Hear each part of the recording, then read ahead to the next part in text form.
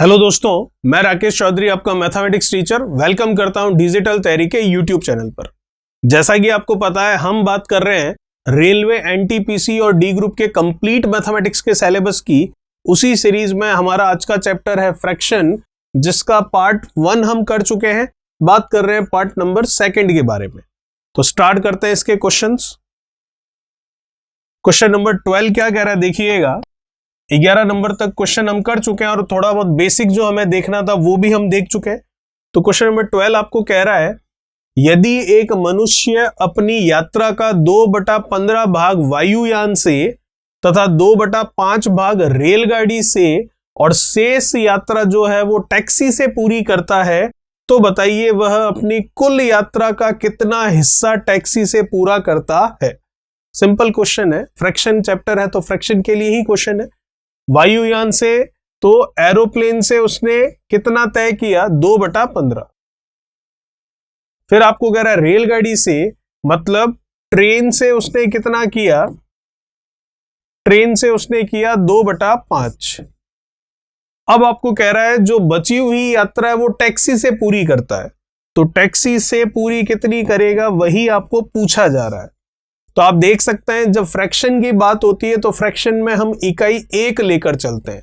तो 1 में से अगर मैं देखूं 2/15 टैक्सी के लिए आपको निकालना है, तो आप देख सकते हैं 2/15 और 2/5 इतनी यात्रा वो पूरी कर चुका है। तो कितनी कर चुका है इनको जोड़ लेते हैं। तो 15 और 5 का एलसीएम तो 15 ही रहेगा। 15 से 15 ये 2, 5 से 15 3 बार, 3 का 2 से 6, तो ये आ गया 8/15। तो ये 8/15 वो यात्रा पूरी कर चुका है। अब बची हुई यात्रा टैक्सी से पूरी करेगा, तो वो बची हुई यात्रा है कितनी वही हमें बताना है। तो जब फ्रैक्शन में चलते हैं तो 1 इकाई मानते हैं, तो एक टोटल हमने मान ली उसकी क्या है यात्रा, उसमें से 8/15 वो कर चुका है। तो बाकी कितनी रह गई है जो कि टैक्सी से ही करनी है, तो बाकी रह गई है आपके ये 15। 15 का 1 से गुणा, 15 - 8 कर लिया, तो 15 में से 8 कम कर लेते हैं, तो कितना हो गया ये 7। तो आंसर हो गया 7/15, जो कि ऑप्शन है हमारा ऑप्शन नंबर कौन सा, चौथा ऑप्शन। ठीक है, तो इतना कुछ लिखने की जरूरत नहीं थी, वैसे ये आराम से हो जाता वर्बली भी। चलिए बात करते हैं नेक्स्ट क्वेश्चन, क्वेश्चन नंबर 13 13 के बारे में। क्या कह रहा है 13 नंबर क्वेश्चन। 13 नंबर सवाल आपको कह रहा है सबसे बड़ी भिन्न कौन सी है वो बताइए। तो भिन्नों की तुलना, कंपैरिजन ऑफ फ्रैक्शन कैसे करते हैं, पार्ट फर्स्ट में मैंने आपको पूरा डिटेल में अच्छे से समझाया है। वहीं से वो कंसेप्ट काम में लेते हुए हम इसका आंसर करेंगे। तो पहले तो ये देख लेते हैं क्या डिफरेंस यहाँ पर सब जगह एक समान मतलब 1 है क्या। तो यहाँ पर डिफरेंस एक समान मतलब इसका डिफरेंस 1 है, इसका 2 है, इसका कुछ और है और इसका कुछ और है, तो अंतर तो 1 नहीं है हर जगह, तो वो नियम नहीं लगेगा। फिर हम ऐसा देखते थे क्या अंश एक समान है, क्या हर एक समान है, वो भी नियम नहीं लगेंगे दोनों। तो फिर हम यहाँ पर एलसीएम लेकर देख सकते हैं, या फिर क्रॉस मल्टीप्लीकेशन वाला मेथड भी हम लगा सकते हैं। तो क्रॉस मल्टीप्लीकेशन वाला मेथड लगा लेते हैं। तो ये हो गया 2/3, 3/5। पहले इन दोनों में से आपको सबसे बड़ी भिन्न पूछी है, तो सबसे बड़ी भिन्न पूछी है तो चारों में सबसे बड़ी देखनी है आपको। पहले इन दोनों में बड़ी देख लेते हैं, फिर 8/11 और 11/17 में कौन सी बड़ी है वो देख लेंगे। फिर इससे बड़ी और इन दोनों से बड़ी जो है उनका तुलना कर लेंगे, तो सबसे बड़ी भिन्न आ जाएगी। तो क्या करना है, गुणा ही करना है, जो कि बिना लिखे भी हम समझ सकते हैं कि 5 का 2 से गुणा 10, 3 का 3 से गुणा हो गया कितना, 9। तो बड़ा क्या है 10, तो इसका मतलब ये वाली भिन्न तो हमारा आंसर नहीं होगी, तो 3/5 जो है वो तो हमारा आंसर नहीं होगा। अब जो पीछे 2 बचे हैं उनको भी हम ले लेते हैं। वो क्या है आपके, वो है आपके 8/11 और 11/17। तो इसको भी हम देख सकते हैं इसी तरह से। तो यहां देख लेते हैं, वैसे तो बिना लिखे भी देख सकते हैं क्योंकि सिर्फ गुणा ही करना है, तो बिना लिखे भी गुणा हो सकता है। तो देखिएगा इनकी तुलना करते हैं 8/11 और 11/17 की। क्रॉस मल्टीप्लीकेशन करवाएंगे आप इस तरह से, तो 17 का 8 से करवाएंगे तो कितना हो जाएगा, ये हो गया 56 का 6, और 8 और 5 अगर मैं देखूं तो ये हो गया कितना 13। 11 का 11 से कितना हो गया 121। तो आप देख सकते हैं 136 बड़ा है, 121 छोटा है, तो 11/17 तो हमारा आंसर नहीं होगा। तो ये ऑप्शन भी बाहर हो गया। तो बचा ऑप्शन क्या, केवल और केवल ए और बी। तो इसका मतलब या तो 2/3 हमारा आंसर है या फिर 8/11 हमारा आंसर है। तो अब इन दोनों में भी तुलना कर लेते हैं। तो ये लीजिए, इधर तुलना करके देख लेते हैं इनकी भी। क्या है आपके पास 2/3 और इससे बड़ी क्या आई इसमें 8/11। ये बिना लिखे भी देख पा रहे हैं आंसर क्या होगा। 11 का 2 से गुणा कितना 22, 3 का 8 से गुणा कितना 24। तो आप देख सकते हैं बड़ा 22 है या 24, 24 तो 8/11 जो है वो हमारा आंसर होगा। ये भी आंसर नहीं होगा। चलिए, ये था क्वेश्चन नंबर 13। बात करते हैं नेक्स्ट क्वेश्चन नंबर 14, 14 के बारे में। क्वेश्चन नंबर 14 आपको क्या कह रहा है, देखिए। दी हुई भिन्नों में 4 भिन्नें दे रखी है आपको। सबसे बड़ी और सबसे छोटी भिन्न के बीच का अंतर क्या होगा वो आपको बताना है। तो सबसे बड़ी और सबसे छोटी भिन्न निकालनी पड़ेगी और फिर उसके बीच का अंतर देखना है। तो जरा देखिएगा, ये जो फ्रैक्शन आपको दे रखा है 21/35, इस फ्रैक्शन 21/35 को मैं कैंसिल करके क्या लिख सकता हूं, 7 से कैंसिल करके 3/5। तो ये हो गया 21/35 से 3/5, जिससे कैलकुलेशन आसान हो जाएगी। चलिए, अब इसको देखना है तो सबसे बड़ी और सबसे छोटी भिन्न निकाल के उनका अंतर लेना है। तो ले लेते हैं। तो सबसे पहले हम देखते हैं पहले वाले दो में 5/8 और क्या है 3/5। तो बिना लिखे भी देख सकते हैं ये 25 आ रहा है और ये कितना आ रहा है 24। तो इन दोनों में सबसे पहले सबसे बड़ी की बात कर रहे हैं। तो इन दोनों में सबसे बड़ी कौन है, ये।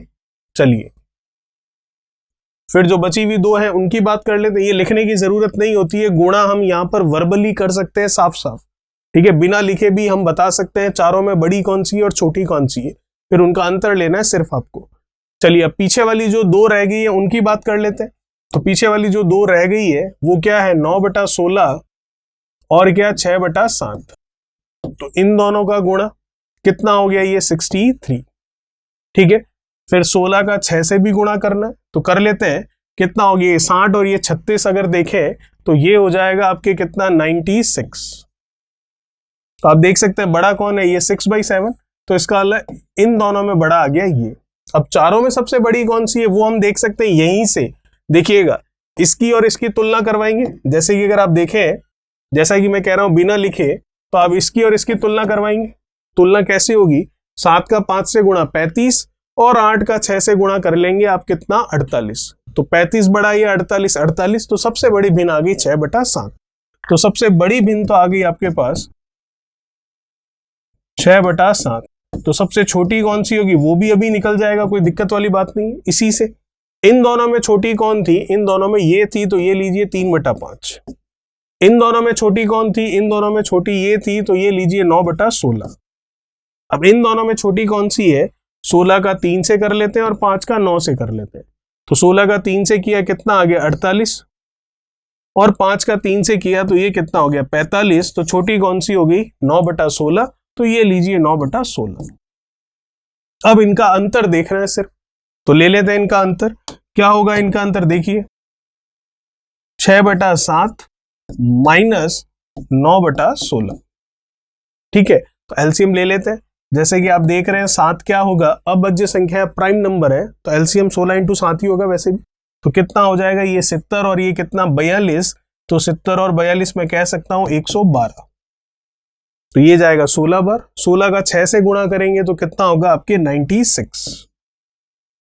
ये जाएगा 7 बार, 7 का 9 से कर लेते हैं कितना 63, 63। तो आप देख सकते हैं सीधा सीधा ऑप्शन आ गया आपके पास क्या 33 बटा कितना 112, जो कि ऑप्शन है हमारा ऑप्शन नंबर कौन सा, पहला।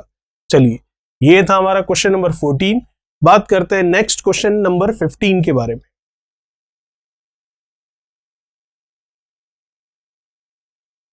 क्या कह रहा है क्वेश्चन नंबर 15, देखिए। साधारण भिन्न 1 सही 3/100 किस दशमलव भिन्न के बराबर होगी। कर सकते हैं, इसमें ऐसा कुछ नहीं है। 100 का 1 से गुणा 100 और उसमें 3 जोड़ दिया तो 103 बटा में कितना है 100। तो मैं लिख सकता हूं इसको 1.03, जो कि ऑप्शन है आपका कौन सा, ऑप्शन नंबर सी। चलिए, बात करते हैं नेक्स्ट क्वेश्चन नंबर 16 के बारे में।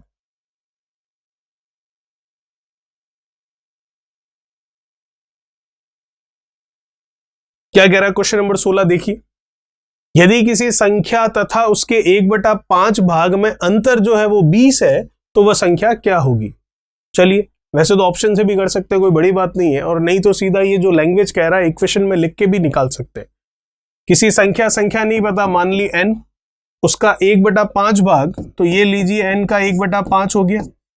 इसका अंतर आपको कह रहा है 20, तो ये लीजिए इनका अंतर कितना है 20, तो वो नंबर निकालना है, निकल चुका है। 5 का 20 से गुणा कितना 100, 5 का n से 5n माइनस n कितना 4n, ये गया तो n का मान आ गया कितना 25। यही पूछा था नंबर क्या होगा, तो नंबर होगा आपके 25, जो कि ऑप्शन है आपके ऑप्शन नंबर चौथा। चलिए बात करते हैं नेक्स्ट क्वेश्चन नंबर 17 के बारे में। 17 क्या कह रहा है, फिर से लैंग्वेज का ही है, देख लेते हैं क्या है लैंग्वेज में। देखिएगा, किसी संख्या के 1/3 भाग में से उस संख्या का 1/4 भाग घटाने पर परिणाम 12 आता है, तो आपको पूछ रहा है वह संख्या क्या होगी। तो ठीक है, निकाल लेते हैं, जैसा ये कह रहा है वैसे ही। जैसे ये सारे क्वेश्चन ऑप्शन से भी कर सकते हैं। जैसे ये ऑप्शन लिया पहला 144, उसका 1/3 और 1/4 भाग निकाला, उसका अंतर देखा, अगर 12 आ रहा है तो पहला ऑप्शन सही हो जाएगा। ठीक है, और नहीं तो जो लैंग्वेज लिखी हुई है उसको इक्वेशन में लिखकर भी आंसर निकाल सकते हैं। किसी संख्या के 1/3 भाग में से उस संख्या का 1/4 भाग घटाना है, तो संख्या मानी n, उसका 1/3 भाग ये लीजिए, इसमें से घटाना है, ये घटाया, इसी संख्या का 1/4 भाग ये लीजिए, 1/4 भाग n/4, तो बराबर में कितना दे रहा है, ये 12 दे रहा है। बस n का मान निकाल लीजिए। 4 और 3 का एलसीएम कितना आ गया 12, 3 से 12 4 बार, 4 का n से 4n, 4 से 12 3 बार, 3 का n से 3n, इक्वल्स टू में कितना है 12। 12 का 12 से गुणा 144, 4n में से 3n गया तो n बचा और आंसर आया 144, जो कि ऑप्शन है आपका ऑप्शन नंबर कौन सा, पहला। चलिए बात करते हैं नेक्स्ट क्वेश्चन नंबर 18 के बारे में।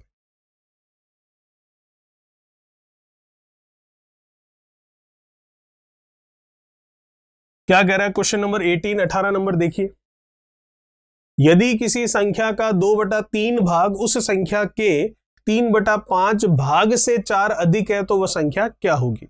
संख्या हमें नहीं पता, हमने तो n मान रखा है। किसी संख्या का 2/3 भाग, ये लीजिए इसका 2/3 भाग, उसी संख्या के 3/5 भाग से, तो ये लीजिए उसी संख्या मतलब n का 3/5 भाग, तो किसी संख्या का 2/3 भाग उसी संख्या के 3/5 भाग से 4 अधिक है, इसका मतलब इस 3/5 भाग में 4 जोड़ दिया जाए तो आपको उस संख्या का 2/3 भाग मिल जाता है। तो आपको पूछ रहा है वह संख्या क्या होगी, n का मान क्या होगा। तो इसे सरल करके निकाल सकते हो, आराम से निकाल लेते हैं। 3/n, 3n/5 इधर लेकर आते हैं,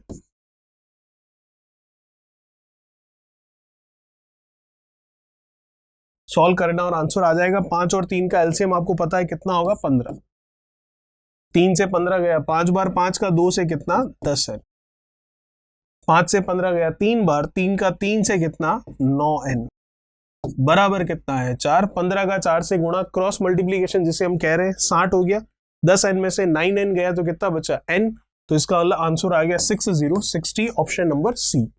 चलिए नेक्स्ट देखते हैं क्वेश्चन नंबर 19 नंबर क्या कह रहा है।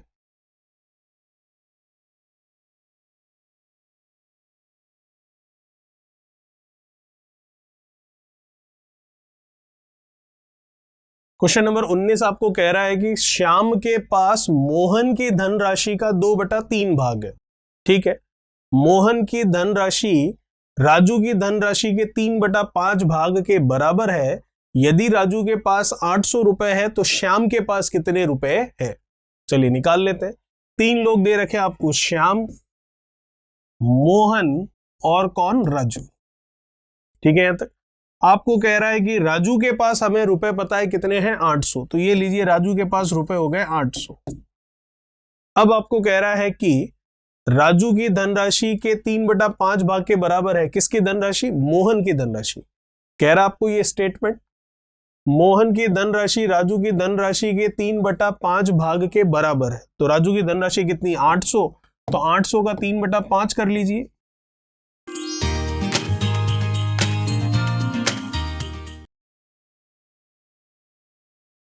ठीक है, तो कितना आ जाएगा, कैंसिल कर सकते हैं इसको, ये गया 1, फिर कितना 3, तो ये 30 हुआ, तो ये कितना हो गया 6, और ये 160, तो 16 का 3 से गुणा कर लेते हैं, कितना आ गया ये 480 रुपए, ये मोहन की धनराशि हो गई। अब श्याम के पास मोहन की धनराशि का 2/3 है, तो इसका मतलब मोहन की धनराशि कितनी दिख रही है आपको? मोहन की धनराशि दिख रही है हमें 480। तो 480 का अगर मैं 2/3 करूं तो आपको किसकी धनराशि मिलेगी? श्याम की। तो श्याम की धनराशि निकाल लेते हैं इसका 2/3 करके। 3 से ये कैंसिल हो गया एक बार, फिर ये 18 हुआ तो ये 6 बार, 16 का 2 से 320 रुपए जो है वो श्याम के लिए हो गए। पूछा किसके लिए है? आपको पूछा यही है कि श्याम की धनराशि कितने रुपए होगी। तो श्याम की धनराशि मैं देख सकता हूं 320 रुपए है, जो कि ऑप्शन है आपका ऑप्शन नंबर कौन सा? पहला। तो ये था हमारा क्वेश्चन नंबर 19, जिसका ऑप्शन आ रहा है ऑप्शन नंबर फर्स्ट। बात करते हैं नेक्स्ट क्वेश्चन 2020 के बारे में। क्वेश्चन नंबर 20 आपको क्या कह रहा है? निम्नलिखित में से कौन सा भिन्न समूह अवरोही क्रम में है? अवरोही क्रम जिसे हम डिसेंडिंग ऑर्डर कहते हैं। डिसेंडिंग ऑर्डर मतलब घटते हुए क्रम में, सबसे बड़ा उससे छोटा, उससे छोटा, उससे छोटा, इस तरीके से। चलिए, तो आप देख सकते हैं भिन्ने तो 3 भिन्न ही है। कौन कौन सी? 9/17, 13/24 और 7/12। अब आपको यही पता लगाना है कि घटता हुआ क्रम कौन सा है। तो इसके लिए सबसे बेस्ट तरीका रहता है इसका लसअप लेकर। तो लसअप ले, 3 भिन्ने हैं आपके पास, कौन कौन सी है? 7/12। आप देखेंगे चारों ऑप्शन में भिन्न वही 3 चल रही है, क्रम अलग अलग है, तो हमें सही क्रम बताना है डिसेंडिंग ऑर्डर का, घटते हुए क्रम का। सबसे बड़ी भिन्न, उससे छोटी और फिर सबसे छोटी। ठीक है, तो उसके लिए अगर हम देखें तो हमें एलसीएम वाला मेथड काम में ले लेते हैं।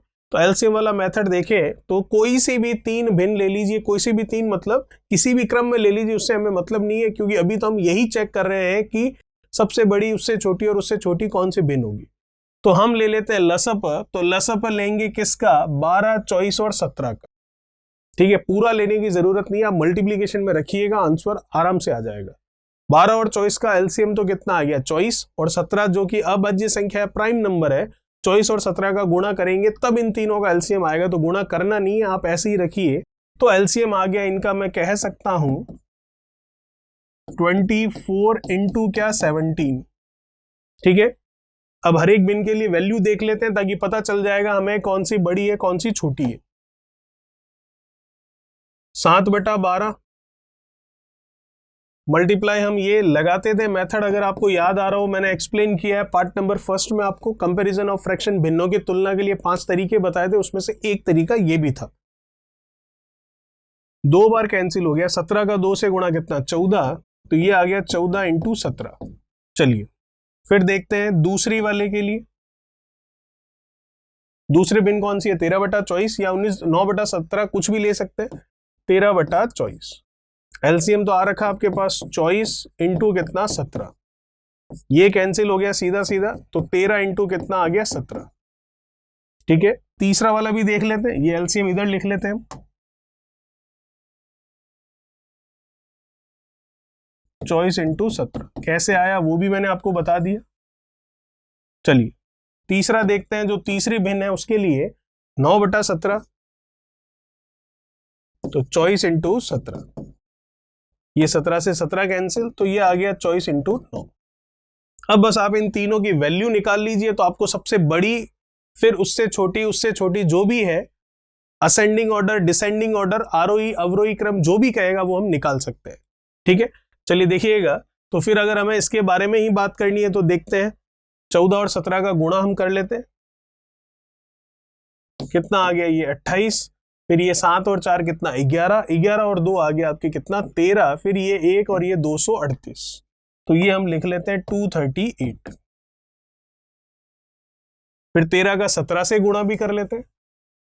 तो जब 13 का 14 से गुणा आ गया, तो 13 का 17 से भी गुणा हम देख सकते हैं, ये 21, 7 और ये 3 कितना? 10, 10 और 2 कितना? 11, ये फिर 212, तो ये हम लिख सकते हैं, ये मल्टीप्लीकेशन आ गया आपके 212।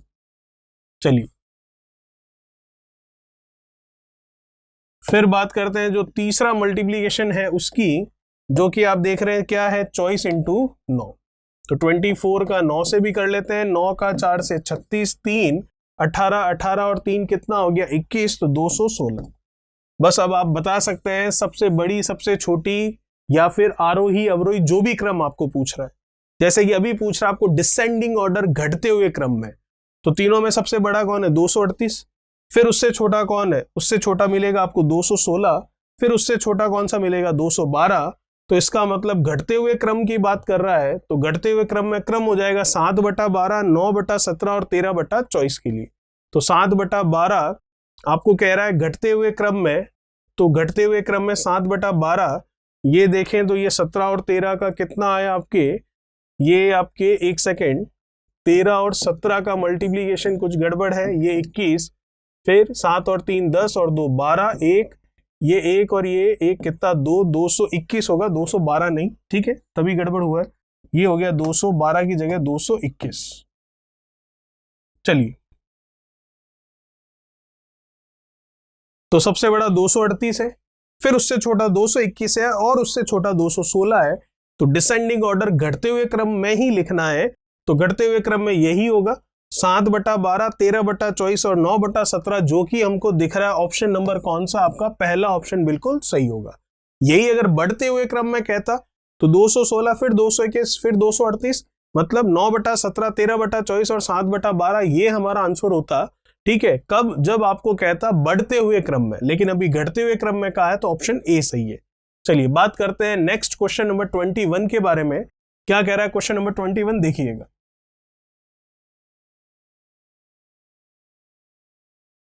क्वेश्चन नंबर 21 में आपको वैसा ही सवाल है, इस बार असेंडिंग ऑर्डर पूछा है, मतलब आरोही क्रम पूछा है, मतलब बढ़ते हुए क्रम में पूछा है, सबसे छोटी उससे बड़ी फिर उससे बड़ी। तो तरीका वही लगा लेते हैं। नंबर आपको दिख रहे हैं, क्या होगा एलसीएम के तौर पर? 14, 19 और 21। ठीक है, चलिए तो देख लेते हैं क्या आएगा इनका एलसीएम। तो 19 तो अभाज्य संख्या है, प्राइम नंबर है, तो ये तो रहेगा ही। 14 और 21 का हम देख लेते हैं एलसीएम क्या आने वाला है। तो इसका आपको पता है 7 × 3, ये 7 × 2, तो 7 × 6 मतलब 42 हो गया। तो 42 लेकर चलते हैं।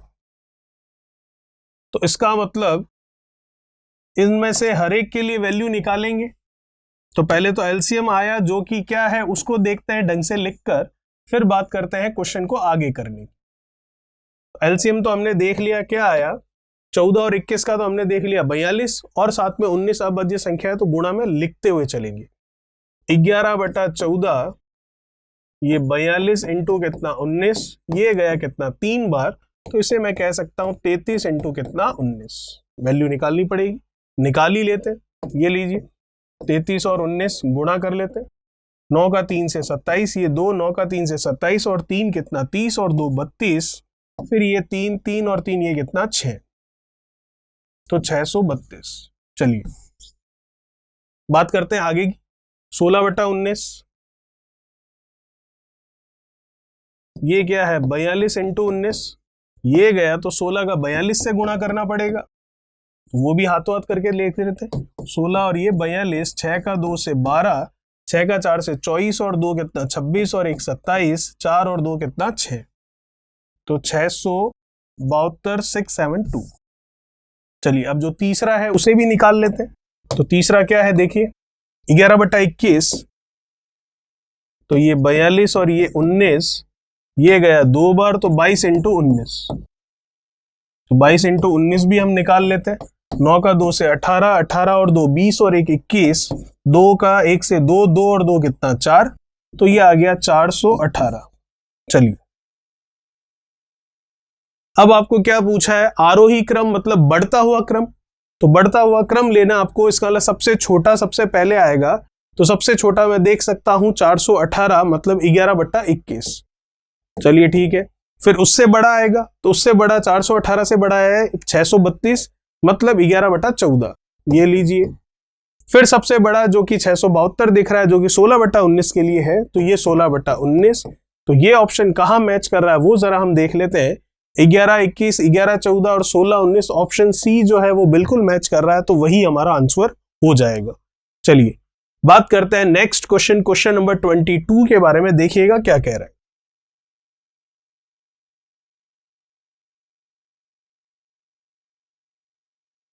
22 आपको कह रहा है एक टंकी का 1/5 भाग पानी से भरा है, उसमें से 8 लीटर पानी निकाल दिया, यदि अब उसका 1/6 भाग पानी से भरा रह जाता है तो पूरी टंकी में कितने लीटर पानी आ सकता है।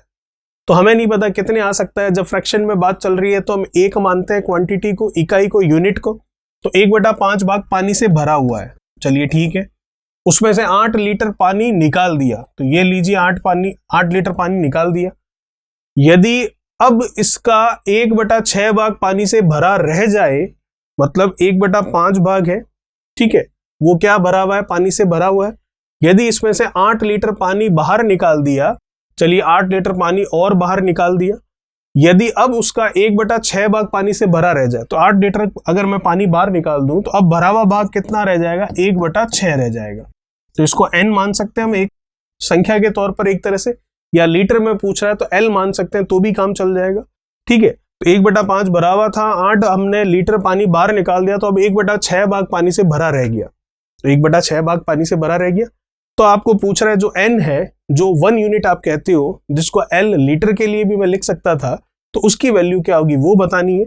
माइनस का 8 उधर चला जाएगा तो प्लस का हो गया, n/6 इधर आएगा, n/5 ऑलरेडी है ही है। तो आप 5 और 6 का एलसीएम लोगे, कितना आया 30, 5 से 30 गया 6 बार, तो 6n हो गया। ये 6 से 30 गया 5 बार, तो ये 5n हो गया। तो इसका 6n में से 5n गया तो n ही बचा। 30 का 8 से गुणा कर लेते हैं, 240 हो गया, तो n की वैल्यू आ गई 240 लीटर, जो कि ऑप्शन है आपका ऑप्शन नंबर कौन सा, तीसरा। चलिए देखते हैं नेक्स्ट क्वेश्चन नंबर 23 के बारे में। क्या कह रहा है 23, देखिए।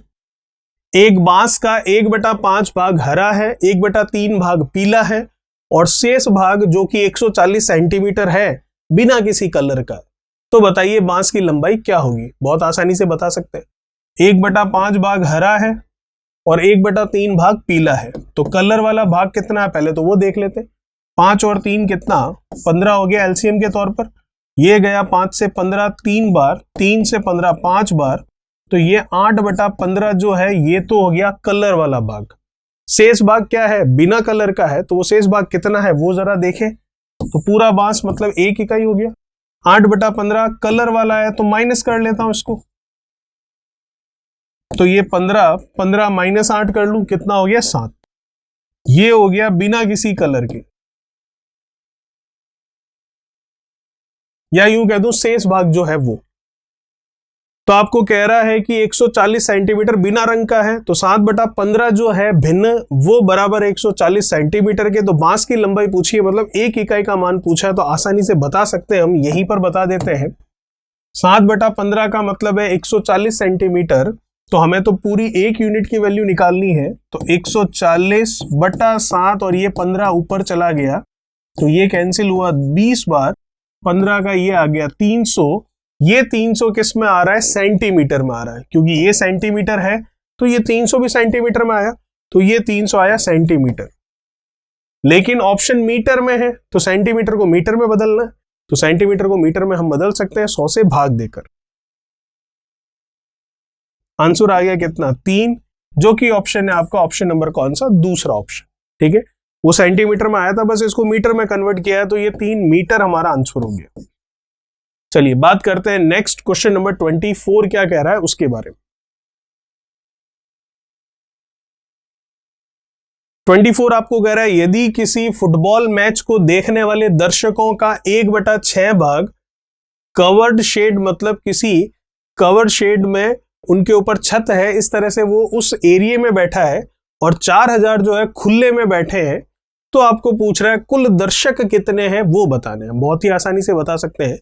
1/6 भाग कवर शेप में बैठा है, तो बचा कितना भाग, पूरी यूनिट मान ली 1 इकाई, 1/6 तो कवर वाली शेड में है, तो रिमेनिंग कितना है वो देख लेते हैं। ये 6 का 1 से गुणा 6 माइनस 1 कितना 5। ये 5/6 भाग जो है वो आपके क्या है, बिना कवर वाले शेड में बैठे, मतलब खुले में बैठे, और खुले में बैठे कितने 4000, तो मैं कह सकता हूं 5/6 इकाई वो किसके बराबर है, 4000। तो हमें तो 1 इकाई निकालनी है, क्योंकि सभी के बारे में बताना है, पूरे जितने भी ऑडियंस है उनके बारे में, तो वो हमें बताना वाले 1 यूनिट बतानी है। 5/6 4000 के बराबर, तो 1 का मान कितना होगा, तो 4000 बटा 5 बटा 6, तो 6 कहाँ चला गया ऊपर, तो इसका मतलब इसको कैंसिल कर दिया 8 बार, तो ये आ गया कितना 4800। तो आंसर आ गया 4800, जो कि ऑप्शन है आपका ऑप्शन नंबर कौन सा, तीसरा। चलिए, ये था हमारा क्वेश्चन नंबर 24। देखते हैं नेक्स्ट क्वेश्चन 25 क्या कह रहा है उसको। 25 आपको कह रहा है कि एक महिला प्रति सप्ताह 24 किलोग्राम ईंधन जलाती है, 27 किलोग्राम ईंधन जलाती है, जिसमें 2/3 भाग तो लकड़ी है और शेष भाग क्या है, कोयला। तो 27 किलोग्राम ईंधन जला रही है, उसमें से 2/3 भाग लकड़ी है, तो शेष क्या है, कोयला। तो शेष हो गया आपके 1/3 भाग। 2/3 और 1/3 मिलकर ही तो 1 बनता है। चलिए, यदि एक वर्ष में 52 सप्ताह माने जाए, तो वह पूरे वर्ष में कोयला कितना खर्च करती है वो आपको बताना है। आसानी से बता सकते हैं, क्योंकि मैं देख पा रहा हूं हर सप्ताह कितने किलोग्राम ईंधन जला रही है, 27 किलोग्राम ईंधन जला रही है। चलिए ठीक है, उस एक सप्ताह जो कि 27 किलोग्राम ईंधन वो जला रही है, उस ईंधन में 27 किलोग्राम ईंधन में जो हर सप्ताह जल रहा है, 2/3 भाग तो लकड़ी है और 1/3 भाग क्या है, कोयला। हमें किसके बारे में पूछा है, कोयले के बारे में। तो 27 किलोग्राम एक सप्ताह में जलता है और 27 किलोग्राम ईंधन जलता है, उसमें 1/3 क्या है, लकड़ी है। तो मैं देख सकता हूं लकड़ी हुई कितनी, 9 किलोग्राम। तो इसका मतलब एक सप्ताह में 9 किलोग्राम जो है कोयले की बात कर रहा है। मैं देख सकता हूं कि एक सप्ताह में 9 किलोग्राम जो है वो कोयला जलता है। अब हमें ये कह रहा है पूरे वर्ष में कोयला कितना खर्च होता है ये बताना है, और ये मानते हुए बताना है कि एक वर्ष में 52 सप्ताह हो। तो मैं देख सकता हूं जब एक सप्ताह में 27 किलोग्राम ईंधन जला, उसमें से 1/3 कोयला था, तो 1/3 कोयला था, इसका मतलब 9 किलोग्राम आपने कोयला जलाया एक सप्ताह में। तो 52 सप्ताह में कितना जलाया, तो ये लीजिए 52 और 9 का हम गुणा कर लेते, तो सिंपल सा आंसर मिल जाएगा आपको। आ गया ये कितना, 9 का 2 से 18, 9 का 5 से 45 और ये 46, मतलब 468 किलोग्राम, जो कि ऑप्शन में देख सकता हूं ऑप्शन नंबर कौन सा है, पहला। चलिए बात करते हैं नेक्स्ट क्वेश्चन नंबर 26 के बारे में। और 26 जो कि हमारे इस चैप्टर का और इस वीडियो का लास्ट क्वेश्चन है। तो देखते हैं क्वेश्चन नंबर 26 क्या कह रहा है। राजीव ने एक दिन एक किताब का 3/8 हिस्सा पढ़ लिया।